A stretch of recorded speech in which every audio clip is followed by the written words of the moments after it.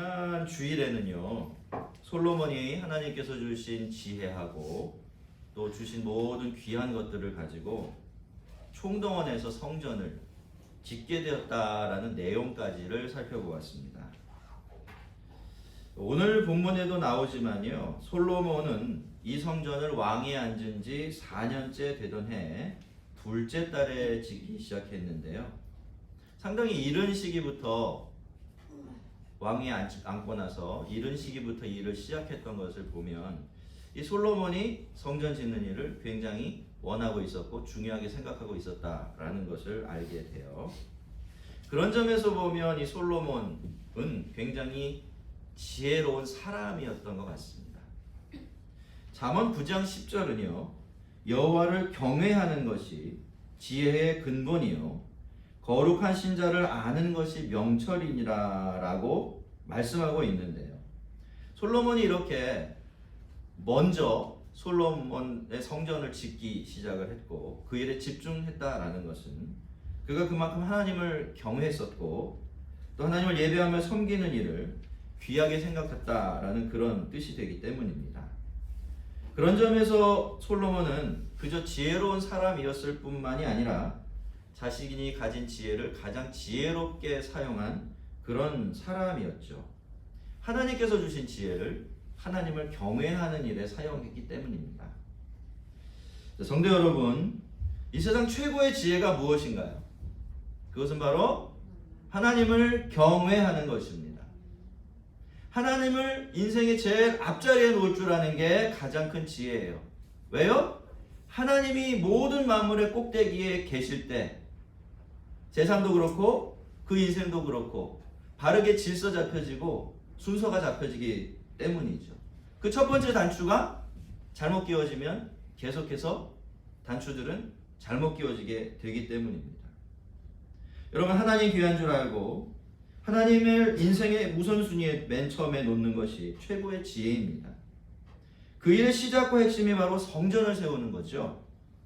예배를 바로 세우고 예배가자가 되는 것 말입니다. 그래서 지혜로운 사람은, 지혜로운 성도는 어떻게 합니까?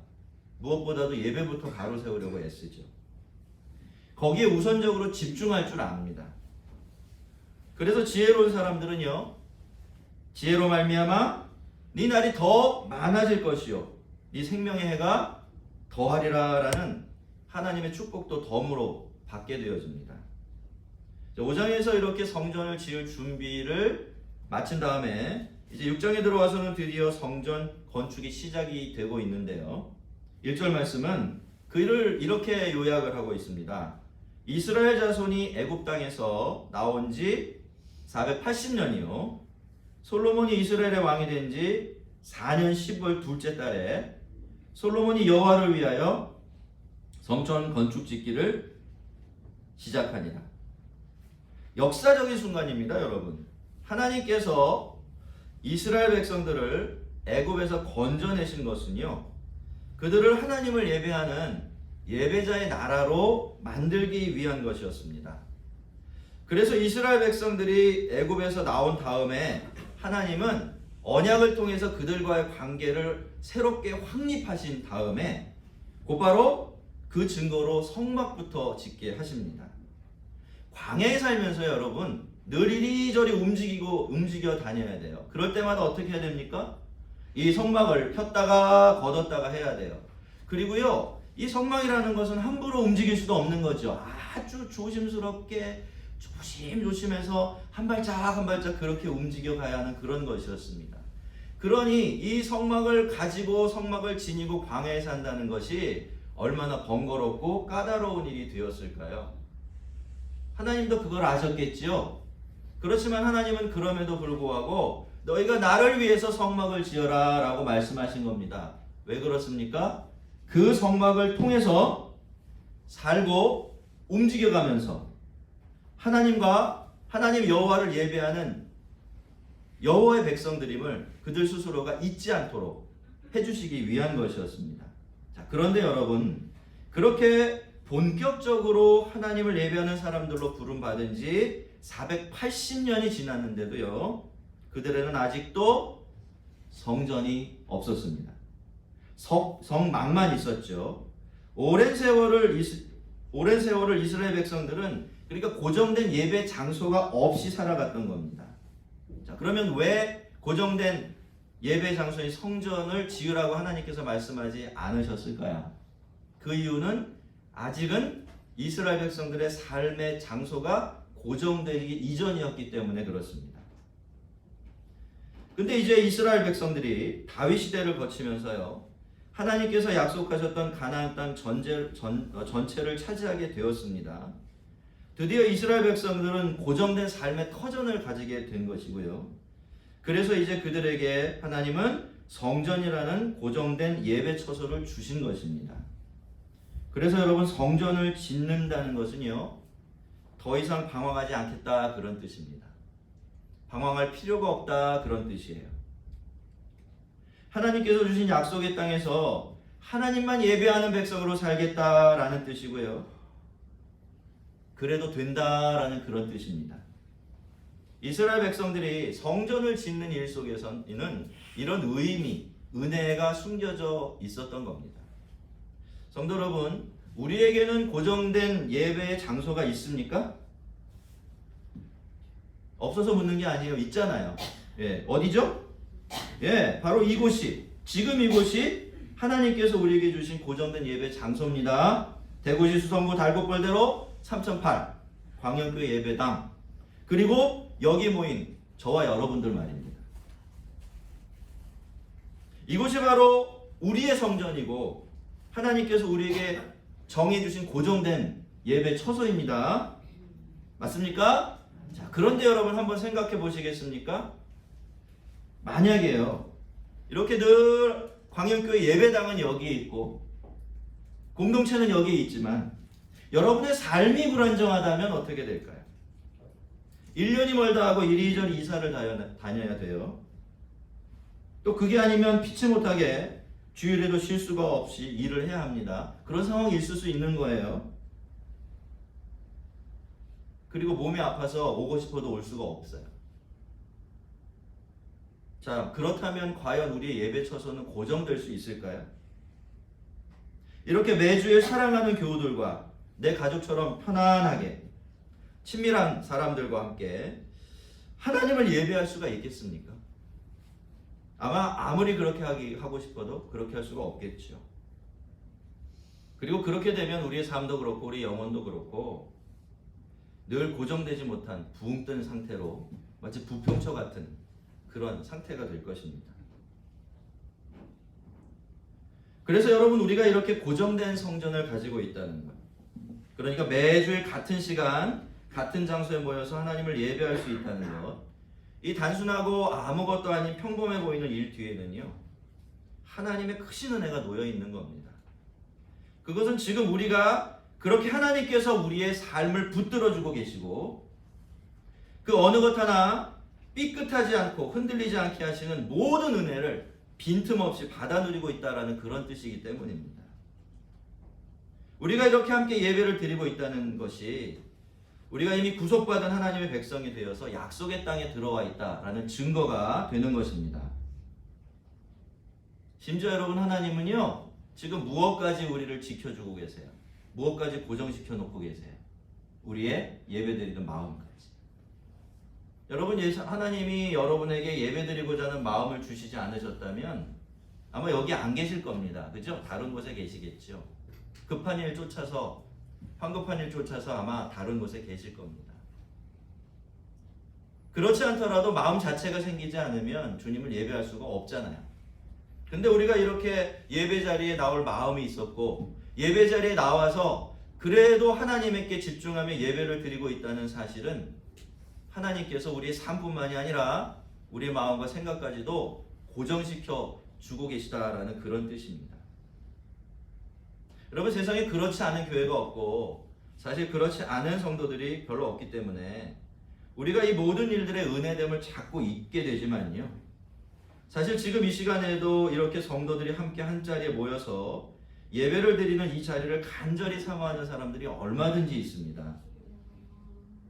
그러니 여러분, 우리도 솔로몬처럼 해야 되겠죠? 늘 성전 짓는 일을 생각했고 최선을 다해서 성전을 지었던 솔로몬처럼 우리도 무엇보다도 우선해서 여호와 하나님을 위해 우리의 성전이 예배를 세워야 하고요. 거기 거룩하신 하나님의 임재를 모셔야 할 것입니다. 그래야 여러분, 그래야 우리 인생의 불안한 진동도 멈추게 돼요. 그래서 여러분, 우리는요, 삶의 그 어떤 것들을 내 힘으로 고정시켜 보려고 애쓰기 전에 무엇보다도 무엇을 고정시켜야 돼요? 예배를, 우리의 성전을 고정시켜야 합니다. 이 주일을 여러분을 위한 시간이 아니라 하나님을 예배하는 시간으로 자리매김해놓고 그것만큼은 내가 절대로 양보할 수 없다라는 그런 마음으로 자리를 지키고 시간을 지키며 마음을 들이며 그렇게 하나님을 예배하는 예배 백성들이 되어야 하는 것입니다. 자, 이렇게 성전 건축의 아주 특별한 의미를 설명을 해주고 나서 성경은 2절부터 10절까지 큰 틀에서 성전의 외형에 대해서 이야기를 하는데요. 우선 솔로몬 성전이라고 불리는 이 성전은 길이가 60규빗, 그러니까 27m 정도 되고요. 너비는 20규빗, 9m 정도고 높이는 30규빗, 13.5m 정도 됩니다. 높이가 높은 것은 이 성전을 3층으로 지었기 때문이에요. 그러니까 각 층은 별로 그렇게 높지 않은 3층 건물, 그렇게 생각하면 되겠습니다. 여러분, 하도 우리가 솔로몬 성전 해놔서 이 솔로몬 성전만 생각하면 의리의리 어마어마할 것 같이 생각하잖아요. 그죠? 근데 사실 이 솔로몬 성전은요, 굉장히 작고 아주 평범하고 소박한 건물이었어요. 그 당시만 해도요, 다른 나라 사람들은 어떻게 하고 있었습니까? 자기들이 섬기는 신을 위해서 성전을 지을 때는 가능한 한 크게 졌어요. 막 수천 명씩 들어갈 수 있도록. 우리가 삼손이, 그쵸? 그 블레셋 성전을 무너뜨릴 때 기억해 보면 그 안에 수천 명이 있었거든요. 한참 전이었는데도 사람들이 자기 신을 섬길 때 그렇게 어마어마한 크기의 성전을 화려하게 짓는 게 상식이었는데, 이상하게도 솔로몬은요, 하나님을 위해서 성전을 짓는다라고 해놓고 조그마한 건축물 하나 덜렁 세워놓은 것입니다. 그렇다면 여러분, 이 성전은 왜 이렇게 작게 지어진 것일까요? 거기가 여호와 하나님을 모시는 곳이고 거기 하나님의 임재가 거해야 되는 곳이라면 크고 아름답게 화려하게 삐까번쩍하게 지어야 되는 건 아닙니까? 그래야 어울리잖아요. 근데 솔로몬은 그렇게 짓지를 않은 겁니다. 왜 그럴까요? 솔로몬은 자기 마음대로 성전을 짓지 못했어요. 그걸 알고 있었던 겁니다. 그러면 안 된다는 것을. 솔로몬은 자기 마음대로 성전을 지은 것이 아니라 누구의 마음대로? 하나님의 마음대로 성전을 지었습니다. 우리가 역대상 28장으로 가보면요, 다윗이 솔로몬과 신하들을 다 모아놓고 성전 건축을 부탁하고 명령하는 장면이 나오는데요. 거기서 다윗은 솔로몬에게 뭘 넘겨주느냐 하면 성전의 설계도를 넘겨줘요. 근데 11절을 가보면 그것을 어떻게 설명하고 있느냐 하면 그가 영감으로 받은 모든 것, 이렇게 설명하고 있습니다. 그러니까 솔로몬은 하나님께서 다윗에게 가르쳐 주신 성전의 설계도를 따라서 그대로 성전을 지었고요. 그래서 성전은 그렇게 작은 건축물이 될 수밖에 없었던 것입니다. 여러분, 만약에 솔로몬이 네 맘대로 성전을 지어라 라고 하면 어떻게 지었을까요? 그 지혜로운 사람이, 그 엄청난 부를 가지고 있는 사람, 어떻게 지었을까요? 아마 세상에 지을 수 없는 건축물을 쌓아 올렸을 겁니다. 하지만 솔로몬은 그럴 능력도 있고 또 그럴 지혜도 있었지만 성전을 그렇게 지을 수가 없었습니다. 왜요? 성전은 자기 집이 아니라 하나님의 집이었기 때문이죠. 그래서 오히려 이 성전의 외형을 지을 때만큼은 솔로몬이 자기가 가진 모든 지혜와 하나님께서 자기에게 주신 모든 것들을 총동원했던 것이 아니라 반대로 오히려 그런 것들을 내려놓고 포기하는 작업을 해야 했던 것입니다. 예전에 모세가 광야에서 성막을 지을 때 그랬던 것처럼 솔로몬도 하나님이 가르쳐 주신 대로 자신의 성전, 하나님을 위해서 지을 수밖에 없었던 것입니다. 왜요? 진짜로 중요한 것은 성전을 짓는 일 자체가 아니라 그 성전을 하나님의 뜻대로 짓는 것이기 때문이죠. 여러분, 이 성전을 오늘 교회와 예배라고 한다면요, 우리는 여기서 우리 신앙생활에 대한 아주 중요한 교훈을 얻게 됩니다. 그것은 교회도 그렇고 예배도 그렇고 그것이 하나님의 거처이고 또 그렇게 되어야만 한다면 거기에는 무엇보다도 자신을 내려놓는 겸손이 있어야 하고 하나님의 말씀에 대한 순종이 있어야 한다라는 것입니다. 우리가 교회와 예배를 생각할 때 이런저런 다양한 생각을 할 수 있고 또 제각각 이런저런 의견을 말할 수가 있습니다. 그리고 그런 것 자체는 전혀 문제가 될 게 없어요. 하지만 여러분, 그 모든 것들은 반드시 하나님 말씀의 검증을 받아야 돼요. 너무 딱딱하지 않습니까? 사람들 좋게 만들면 안 되겠습니까? 그런 이야기 충분히 할 수 있지만 그러면 사실 안 됩니다, 여러분. 여러분, 요즘에 서양에는요 아주 이상한 교회가 하나 세워졌대요. 교회는 교회인데요, 이름은 교회래요. 그런데 그 교회가 누구를 위한 교회일까요? 불신자들을 위한 교회랍니다. 무신론자, 불신자가 아니죠. 무신론자. 그러니까 하나님을 안 믿고 믿지 않겠다고 선언한 사람들이 모이는 교회가 생긴 거예요. 이상하죠? 이상해요. 아니, 그럼 교회라고 부르지를 말든지. 그럼 교회라고 이름을 붙여서 모여서 뭘 합니까? 뭘 할까요? 그냥 나눈대요. 내가 일주일 동안 어떻게 살았는지, 그리고 내가 살면서 이번 주간에 뭘 깨달았는지, 어떤 영감을 받았는지, 이런 걸 막 쏟아놓으면 같이 모여있는 사람 막 박수치고 좋아하고 축하하고 같이 공감하고 그렇답니다. 여러분, 이런 사람들이 행복할까요? 행복해요. 아니, 안 행복하지 않아요. 만족하고 기뻐할까요? 당연하죠. 그러니까 매주 모이죠. 아무것도 얻는 거 없는데 불편한데 가겠습니까? 근데 여러분, 문제가 뭘까요? 이런 교회 문제가 뭘까요? 거기 누가 없어요? 하나님이 안 계시다는 겁니다. 제가 조금 극단적인 예를 들어드리기는 했습니다만 여러분, 말씀의 검증을 받지 않으면 교회가 이런 모양도 될 수가 있는 거예요. 성전이 하나님의 말씀대로 지어지지 않으면 거기 하나님이 계실 수가 없기 때문에 그렇습니다. 하나님 없는 성전이 되어버리는 거죠. 그래서 우리가 교회를 세우고 예배를 세우기 위해서 최선을 다해야 하긴 하지만 우리의 최선이 하나님의 말씀을 넘어가도록 방치하면 안 되는 겁니다. 여러분, 예배와 신앙의 기본이 뭡니까? 그것은 안타깝게도 자기를 내려놓는 것입니다. 그게 안 되면요, 하나님도 모실 수가 없고요, 자신도 예배 영광을 알 수가 없는 겁니다. 그리고 또 한 가지 8장에도 그 내용이 나오지만 하나님의 거처가 되고 집이 되는데요, 크기와 화려함은 전혀 중요하지 않습니다. 사람에게는 그런 것이 필요하죠. 사람은요, 자기가 가진 것과 세운 것들을 가지고 자신의 영광을 드러내야 하기 때문에 그렇습니다. 그래서 부자들은 작고 허름한 집에 안 살아요. 그러면 부자라는 걸 보여줄 수가 없으니까.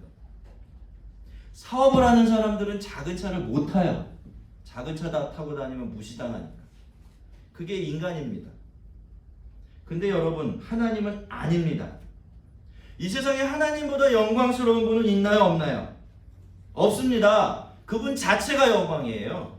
이 세상의 모든 영광들은 그분으로부터 나온 영광이지 저절로 생겨났던 영광들이 아니에요.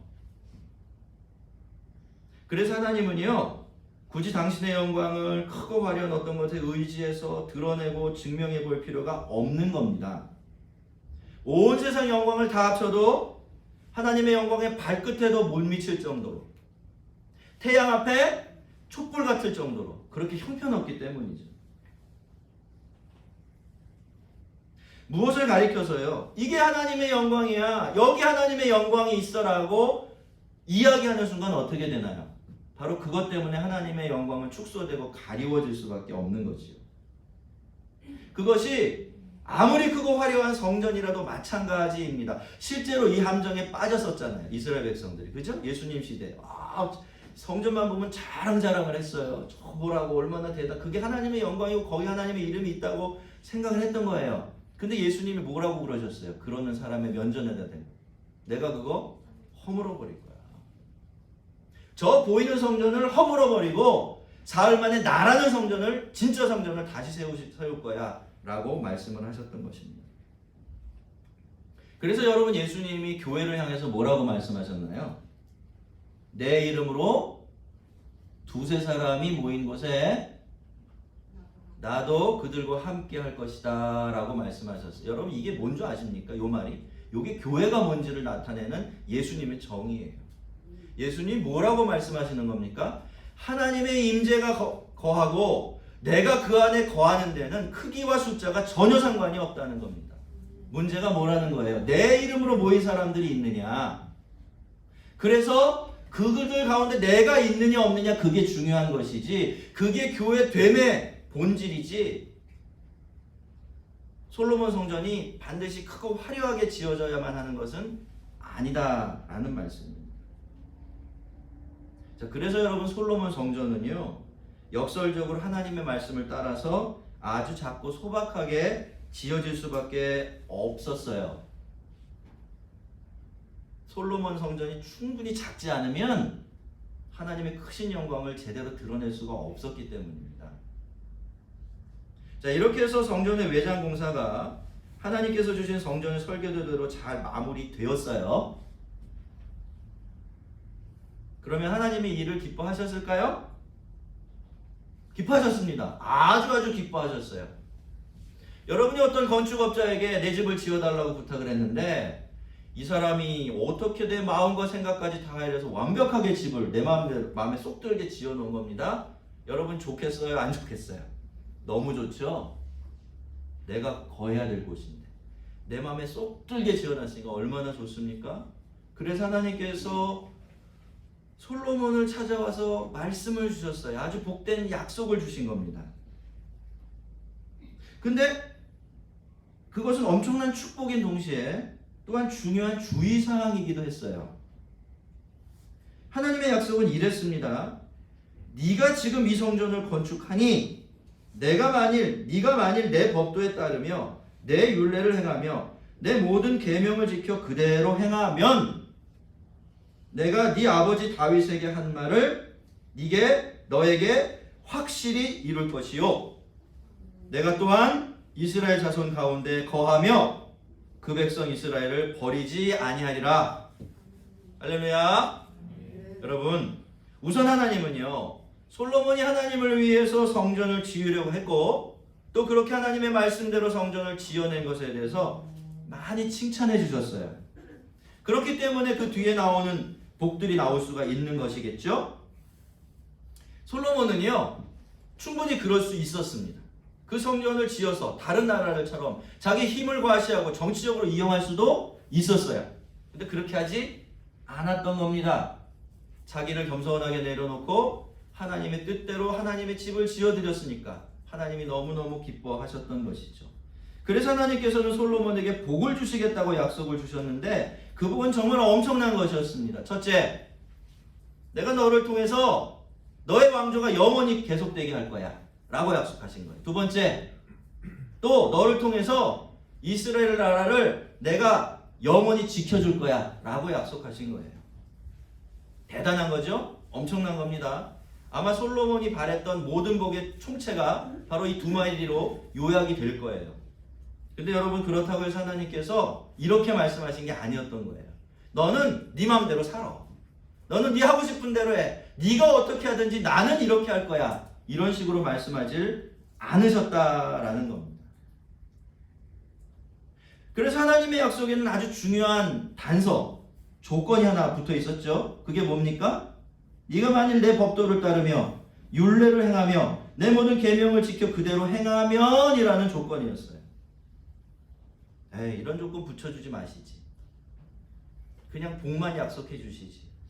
그럴 수가 없는 겁니다. 여러분, 물론요, 이 말씀이 이런 뜻이 아니에요. 그렇게 생각하시면 안 됩니다. 네가 완벽하게 내 말대로 살아내지 않으면 너 국물도 없을 줄 알아. 이게 아니에요. 다윗의 인생을 보면 우리가 그걸 알 수가 있어요.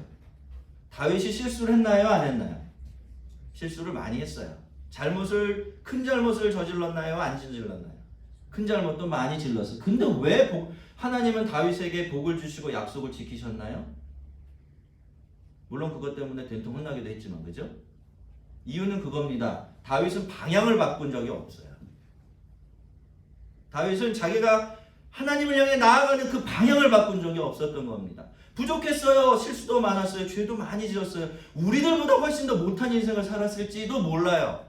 그런데 그럼에도 불구하고 다윗이 끝까지 포기하지 않고 한 게 뭐예요? 방향을 지켜냈어요.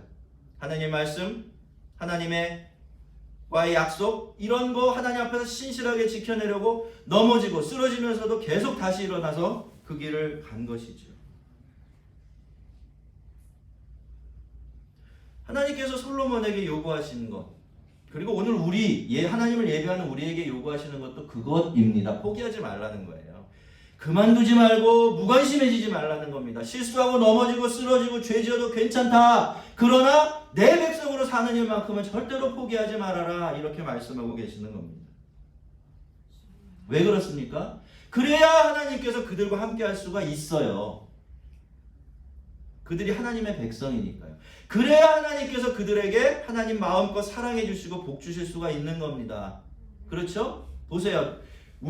하나님은 일로 가는데 우리가 이쪽으로 가면 우리가 하나님의 복을 받을 수 있을까요?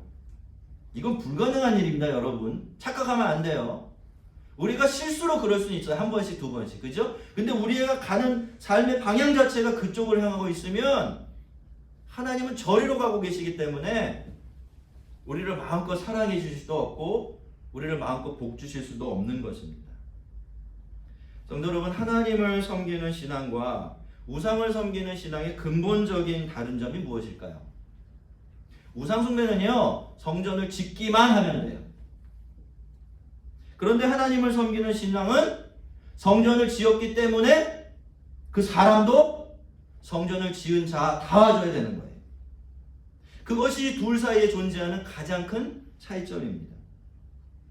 하나님께서는 솔로몬이 성전을 짓는 일이 솔로몬 자신과 이스라엘 백성들에게요, 얼마나 위험한 일이 될 수 있는지 알고 계셨어요. 이럴 수가 있는 겁니다. 이렇게 생각할 수 있어요. 와, 성전을 지었다. 끝. 와, 저기 성전이 있으니까 우리는 안전해. 이럴 수가 있는 거죠. 실제로도 이스라엘 백성들이 그랬죠. 예, 그 솔로몬 성전에 이어지는 모든 성전들을 통해서 그렇게 살았어요. 실제로는 성전했지만 마음으로는 하나님으로부터 멀어지는 예배자로 살지 못했던 것입니다. 여러분, 예배를 드리는 일이 너무 중요해요. 이거 다른 것과 바꿀 수 없습니다. 이렇게 우리가 함께 예배를 드리는 이 시간이, 이 장소가 너무너무 중요해요. 여러분이 지내는 모든 시간의 정점이 되는 시간입니다. 가장 중요한 자리예요. 하지만 그렇다고 해서 이 예배가 하나님의 백성으로 사는 우리의 삶을 대신할 수 있는 건 아니에요. 그래서 어떻습니까? 성전을 지은 사람은 성전을 지은 사람다워져야 돼요. 성전을 지었으면 그 다음에는 자신의 인생을 성전으로 하나님을 예배하는 장소로 만들고 그렇게 하나님의 거처로 만들어 가야 하는 것입니다. 하나님께서는 지금 그 말씀하고 계신 거예요. 이제 성전을 지었으니까 너 자신이 성전이 되어보라고. 너의 삶을 나의 성전이 되게 하라고. 그렇게 말씀하시는 겁니다. 왜 그렇죠? 이유가 있잖아요. 말씀드렸어요. 그래야 하나님이 우리를 장애 없이 마음껏 사랑해 주실 수 있기 때문에, 지장 없이 마음껏 복 주실 수 있기 때문에, 그 복이 뭔지는 우리 잘 모르지만, 여러분, 성전을 짓고 나서 정작 예배드리는 사람의 삶을 잃어버린다면 그것만큼 안타까운 일은 없을 겁니다. 이제 말씀을 정리하겠습니다. 성도 여러분, 우리가 이렇게 고정된 예배 장소와 예배 시간을 가진 것은요, 하나님의 크신 은혜입니다.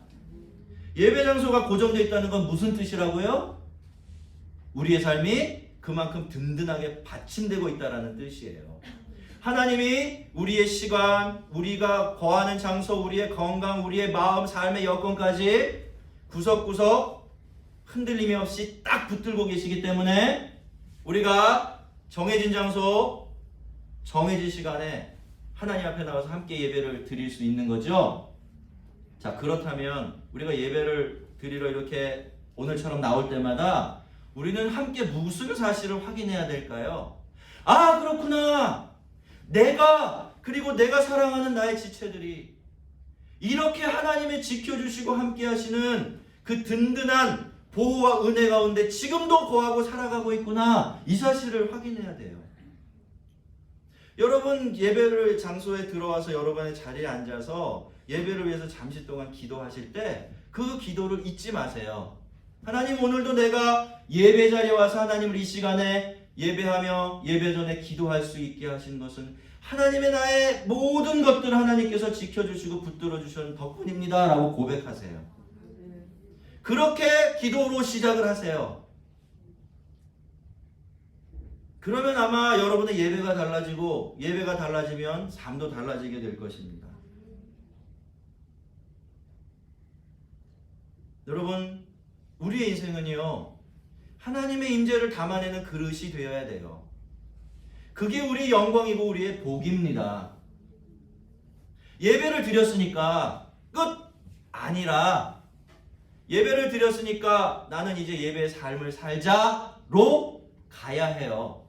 이건 여러분 우리의 의무이기도 하지만 여기서 우리 삶의 모든 복과 은혜들이 쏟아져 들어옵니다.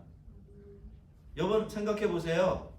예배자로 살고 있기 때문에 예배를 드리는 거예요. 그렇죠? 예배자가 된 것이 먼저지 예배가 먼저가 아니라는 겁니다. 그러니 우리가 우리의 예배는 삶으로 이어지게 해야 되고 우리의 삶은 예배로 이어지게 해야 되는 거예요. 그러니까 솔로몬처럼 어떻게 해야 돼요? 열심히 성전도 지어야 되지만 최선을 다해서 우리의 예배를 세워야 하기도 하지만 우리의 삶의 자리로 나아가서는 내가 성전을 세운 사람답게 하나님을 예배한 사람답게 그렇게 살려고 애를 써야 하는 것입니다. 100번 시도해서 한 번만 성공하더라도 말이죠.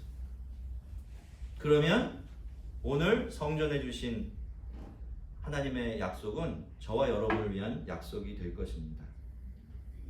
자, 예배자로 살고 섬기면서 우리의 삶이 거룩한 하나님의 거처가 되고요. 복 주시고 은혜 주시는 하나님의 은혜로 임재로 충만한 그런 하나님의 성전이 되기를 주의 이름으로 축원합니다. 우리 같이 한번 기도하겠습니다.